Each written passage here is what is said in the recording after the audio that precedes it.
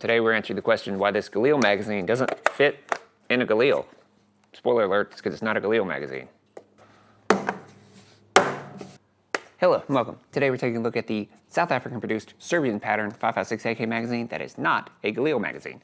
So these are very similar to the South African Galil magazines stylistically and with similar materials. However, they are in fact not interchangeable whatsoever. And I gotta give credit to Larry over at Thin Line Weapons for originally putting together a great article on the differences between these two. You should definitely check that out. I have it linked below.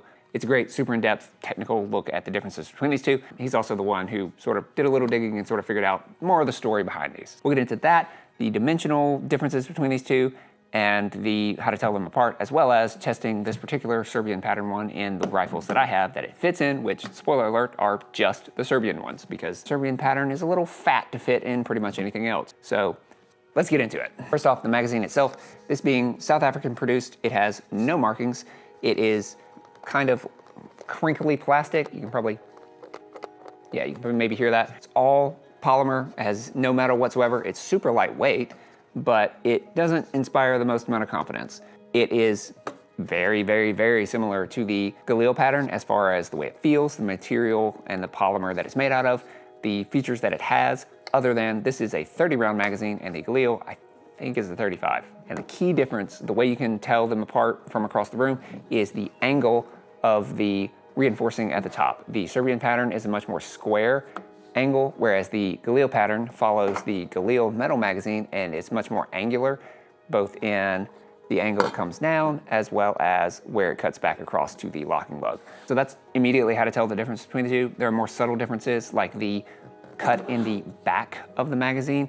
The Galil pattern similarly follows the Galil magazine in that it's cut a lot deeper, whereas the Serbian pattern is much more similar to the Serbian metal magazine, where it's kind of just square with the back of the rounds. Markings wise, the Serbian pattern has 0 markings whatsoever, which is just one step down from the South African here, which only has a date mark, this one being made in 1980. Now for a bit of history. The early 90s were an interesting time for both South Africa and the former Yugoslavia. South Africa was still operating under international arms embargoes imposed during the apartheid era, which forced it to develop a highly capable domestic defense industry. That industry became well known for supplying weapons and components abroad, sometimes directly and sometimes through third-party channels. At the same time, Yugoslavia was experiencing the exact opposite transformation. A country that had once been a major exporter of military equipment was breaking apart amid the Balkan Wars and facing sweeping international sanctions. Documentation on military procurement during this period is often sparse, making it difficult to establish exactly when certain components changed hands. By no later than 1995, Croatia's APS-95 rifles were already appearing with stocks and magazines that were almost certainly sourced from South Africa. The mags for those rifles were different and distinct, as their 35 round capacity with witness holes, but also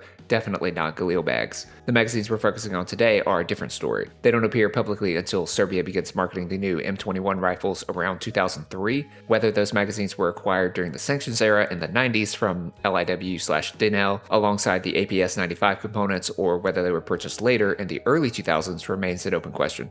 Either way, they don't seem to have remained in Serbian service for very long. By the mid-2010s, many of these South African-made magazines had made their way to the US surplus market, arriving alongside the Century Arms imported Zastavas PAP M85 PV pistols. Starting with the Galil here, the Serbian magazine is dimensionally a little bit longer than the Galil magazine, so it does not fit into the magwell. It's just a little bit too long and it catches before it can lock into place.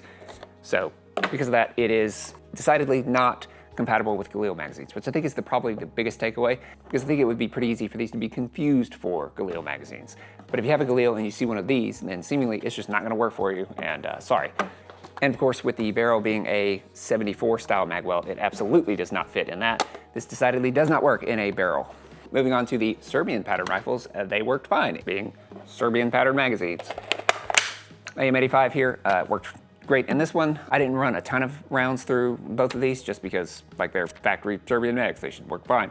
And I'm not testing these to see if they're, end of the world as we know it, defend your life magazines. Like, that's not what these are. Just get the metal mags if you want that. But as a historical anecdote, I wanted to verify they actually worked, and they did just fine in my M85 as well as in my M90.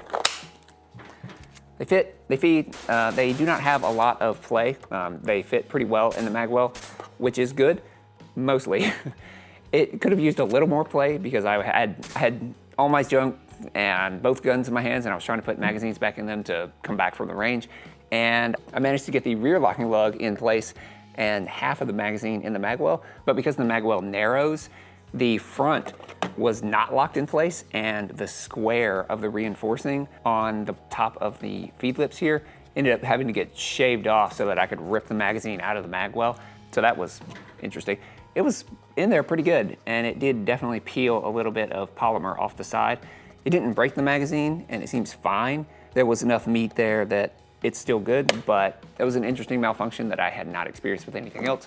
So that was notable, I guess. But that was the only weirdness, and that was kind of my fault because I fumbled like getting the magazine in there. Otherwise, yeah, it worked fine in my M90.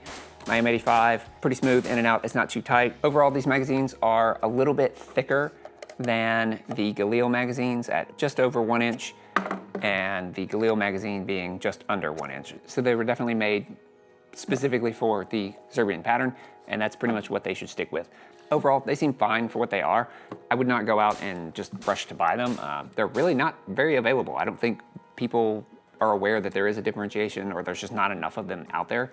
And I think more often than not, they're confused for Galil magazines, and so don't do that, especially if you only have a Galil. Like, definitely don't bother with these. Like I said, this is not a magazine that I would want to, defend my life with or anything like that. I would much prefer the Serbian metal factory magazines. These are just more robust.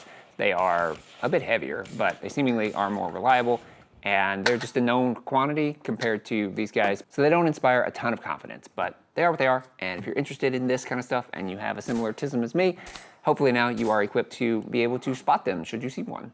So thank you for tuning in. I appreciate your time, and I'll see you next time.